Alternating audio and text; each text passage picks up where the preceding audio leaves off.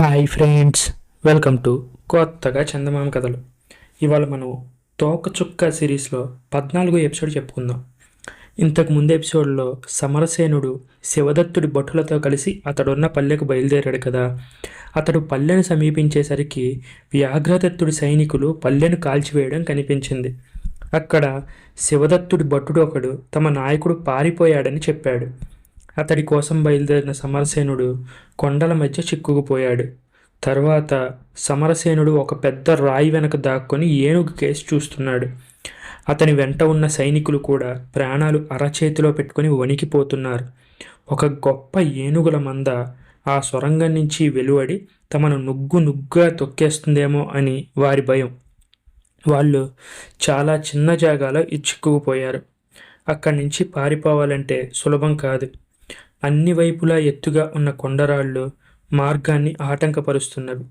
ఇలా భయంతో కంపించిపోతున్న సైనికులకు, సమరసేనుడికి ఒకేసారి 2-3 అరిచినట్టు ఆర్తనాదం వినిపించింది.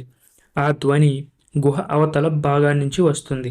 కానీ తాము ఉన్న చోటు నుంచి బయటికి రావడం ఎలా? అందరూ ఇలాంటి ఆలోచనలతో తికమక అవుతూ ఉండగా ఏనుగు అన్ని దిక్కులా పరికించి చూసి పెద్దగా గీంకరిస్తూ ఇది వరకు సమరసేనుడు సైనికులు వచ్చిన గుహలోకి చొరబడింది. కొద్దిసేపట్లోనే అది జలపాతంలో నుంచి పోతున్నట్టు నీరు కలియబెట్టబడిన శబ్దం వినిపించింది. ముందుగా సమరసేనుడు తాను దాక్కున్న చోటు నుంచి బయటికి వచ్చాడు. ఆ వెంటనే సైనికులు బయటికి వచ్చి అతన్ని సమీపించారు. గుహకు అవతల నుంచి వస్తున్న ఆర్తనాదం అప్పుడప్పుడు మధ్య మధ్యలో వినిపిస్తూనే ఉంది.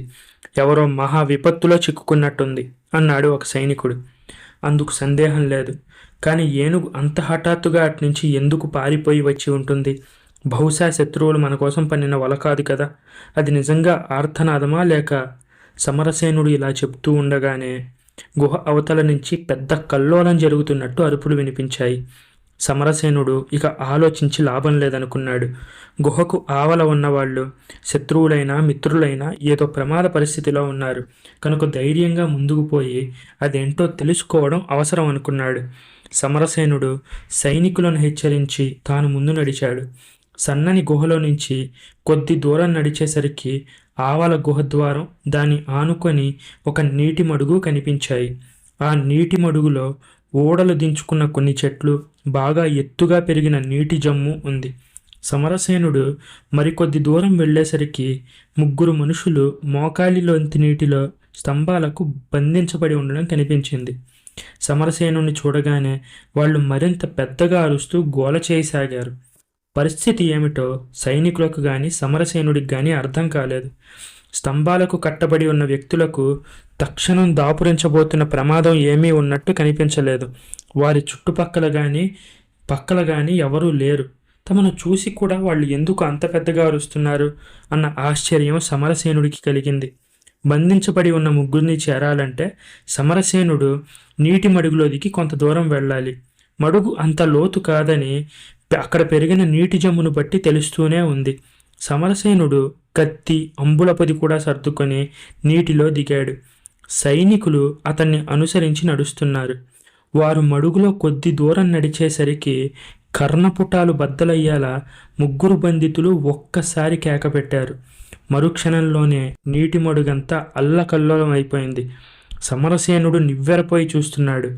ఎదురుగా ఒక పెద్ద మొసలి నోరు తెరిచి అతని వైపుకే వస్తుంది. క్షణంలో అతను పరిస్థితి గ్రహించాడు. బంధితులు అంత గోల చేయడానికి కారణం ఈ భయంకరమైన మొసలే. కత్తి ఒరలో పెట్టి సమరసేనుడు బాణం ఎక్కుపెట్టాడు. మొసలి పెద్దగా నోరు తెరిచి కూరలు చాస్తూ ముందుకు రాసాగింది. దాన్ని కొంచెం దగ్గరికి రానిచ్చి సమరసేనుడు బలం కొద్దీ బాణాలు దాని నోట్లోకి గురిచూసి కొట్టాడు. ఆ దెబ్బతో మొసలి నీటిలో ఒక క్షణకాలం పాటు గిలగిలా కొట్టుకొని తిరిగి ముందుకు రాసాగింది. మెరుస్తున్న దాని కళ్ళు అందరికీ భయం కలిగిస్తున్నాయి. ఈసారి సమరసేనుడు తన కత్తితో దాని మీదకి లంఘించి బలంగా దాని వెన్ను మీద 2 పోట్లు పొడిచాడు. మొసలి చావు దెబ్బలు తిని నీటిలో తన్నుకోసాగింది. భయకంపితులై చూస్తున్న సైనికులకు ప్రాణం తెప్పరిల్లినట్టయింది. తర్వాత స్తంభాలకు కట్టివేయబడిన వాళ్ళని సమీపించాడు సమరసేనుడు. వాళ్ళ ముఖాలు చూడగానే సమరసేనుడికి కలిగిన ఆశ్చర్యం అంతా ఇంతా కాదు. ఆ ముగ్గురు తన గుహలో వ్యాఘ్రదత్తుడి భటుల వల్ల బంధించబడక పూర్వం తనతో ఉన్నవాళ్ళు. కానీ నాలుగోవాడేమయ్యాడు? సమరసేనుణ్ణి చూడగానే ఆ ముగ్గురు సైనికులు అమితాశ్చర్యం పొందారు. వారి ఆనందానికి మేరలేదు. తలవని తలంపుగా ప్రాణరక్షణ జరగడమే కాకుండా తమ నాయకుడు కూడా కనిపించాడు. సేనాని, మిమ్మల్ని మళ్ళీ చూడగలమని అనుకోలేదు అన్నాడు ఒక సైనికుడు. ఆ నాలుగో సైనికుడు ఎక్కడ అని అడిగాడు సమరసేనుడు. సేనాని, అతన్ని మీరు చంపిన ముసలి పొట్టన పెట్టుకుంది. సమయానికి మీరు రాకున్నట్టయితే మేము అతని దారినే పోయేవాళ్ళం అని జవాబిచ్చారు సైనికులు. మీరు ఎవరి వల్ల ఈ విధంగా బంధింపబడ్డారు అని అడిగాడు సమరసేనుడు. సైనికులు జరిగిందంతా కొద్దిలో చెప్పారు. తమ నాయకుణ్ణి వెతుక్కుంటూ వాళ్ళు కూడా గుహలోని రహస్య ద్వారం గుండా ఈ ప్రాంతానికి వచ్చారు. అక్కడ వారిని వ్యాఘ్రదత్తుడి భటులు బంధించి తమ నాయకుడి ఆజ్ఞ ప్రకారం ఈ మడుగులో ఉన్న మొసలికి ఆహారంగా వదిలిపెట్టారు. మమ్మల్ని వాళ్ళు ఇక్కడ బంధించి వెళ్ళిపోయి ఎంతో కాలం అవ్వలేదు. ఆ చెట్ల చాటు పరికించి చూస్తే వాళ్ళు వెళ్లే మార్గం కనబడుతుంది అన్నారు సైనికులు. అందరూ అక్కడ ఉన్న చెట్ల చాటుకు వెళ్ళి చూశారు. వ్యాఘ్రదత్తుడు తన భటులతో బారులు తీరిపోతూ ఉండడం వారికి కనిపించింది. సమరసేనుడు వ్యాఘ్రదత్తుడి మూకను చూడగానే పళ్ళు కొరికాడు. కానీ తన దగ్గర ఉన్న కొద్దిమంది సైనికులతో అతను చేయగలిగింది ఏమీ లేదు. ముందు శివదత్తుడి ఉనికి ఎక్కడ ఉందో తెలుసుకోవడం ముఖ్యం. సమరసేనుడు ఇలా ఆలోచించేంతలో ఒక సైనికుడు చిన్న కేక వేసి చెట్టు కొమ్మలకేసి చెయ్యి చూపాడు. అక్కడ ఒక కొమ్మ నుంచి ఒక కాగితం వేలాడుతోంది. సమరసేనుడు ఆశ్చర్యపోయి దాన్ని అందుకొని ఆతృతగా విప్పి చూశాడు. అందులో ఇలా రాయబడి ఉంది: ఇది భయంకర ప్రదేశం, త్వరగా ఈ ప్రాంతాన్ని విడిచిపోండి. అది శివదత్తుడి హెచ్చరికే అని సమరసేనుడు గ్రహించాడు. చాలా హడావిడిలో రాసినట్టు కుదురుగా లేని అక్షరాలను బట్టి తెలుస్తూనే ఉంది. వెంటనే అక్కడి నుంచి కదలడం క్షేమమని నిర్ణయించుకున్నాడు సమరసేనుడు. సమరసేనుడు వచ్చిన దారినే వెనక్కి పోదలిచాడు. కానీ ఒక సైనికుడు ఒక గుహకేసి చూపుతూ, చూడండి, ఈ గుహ వైపుకు చాలామంది మనుషులు నడిచినట్టు మార్గం కనబడుతోంది అన్నాడు. సమరసేనుడు అటుకేసి 4-5 అడుగులు వేసి పరికించి చూశాడు. సైనికుడు చెప్పింది నిజమే అనిపించింది. ఒకవేళ శివదత్తుడు ఈ మార్గం నుంచే ప్రయాణించాడా అన్న అనుమానం కూడా అతనికి కలిగింది. సమరసేనుడు గుహను సమీపించి లోపలికి తొంగి చూశాడు. అంతా చీకటిమయం. సైనికుల్లో ఒకడు కాగడా వెలిగించగా ఆ వెలుగులో ముందుకు నడిచాడు. కొంత దూరం వెళ్ళేసరికి వాళ్లకు కనిపించిన ఒక దృశ్యం భయాన్ని, ఆశ్చర్యాన్ని కూడా కలిగించింది.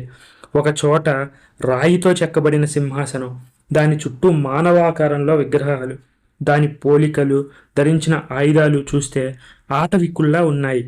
ఇది ఎవరో ఆటవిక నాయకుడి సమాధి కావచ్చు. ఏదైనా కానీ ఇంత భయంకర ప్రదేశాన్ని నేనెక్కడా చూడలేదు. ఈ ఆటవికుల భయంకర విగ్రహాలు చూస్తుంటే నాకు ఏకాక్షి మాంత్రికుణ్ణి చూసినప్పటికంటే ఎక్కువ భయం కలుగుతోంది అన్నాడు సమరసేనుడు. తమ నాయకుడే ఇలా అనేసరికి ఇక సైనికుల భయానికి, భీతికి కట్టలు తెగాయి. వాళ్ళు ఒకరి ముఖాలు ఒకళ్ళు చూసుకున్నారు. మరీ భీతి చెందిన ఒక సైనికుడు వెనక్కి పారిపోవడం మొదలుపెట్టాడు. సమరసేనుడు తను అనాలోచితంగా అన్న మాటలకు చాలా నొచ్చుకున్నాడు. నాయకుడు ఎన్నడూ ఎలాంటి పరిస్థితుల్లోనూ భయపడుతున్నట్టు బయటికి తెలియనివ్వకూడదు. సమరసేనుడు తతిమ్మ సైనికులకు ధైర్యం చెప్పి గుహద్వారం కేసి బయలుదేరాడు.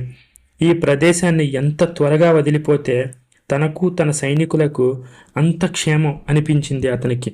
శివదత్తుడు ఎక్కడ ఉన్నది తెలుసుకోవడం చాలా కష్టసాధ్యంగా కనిపించింది.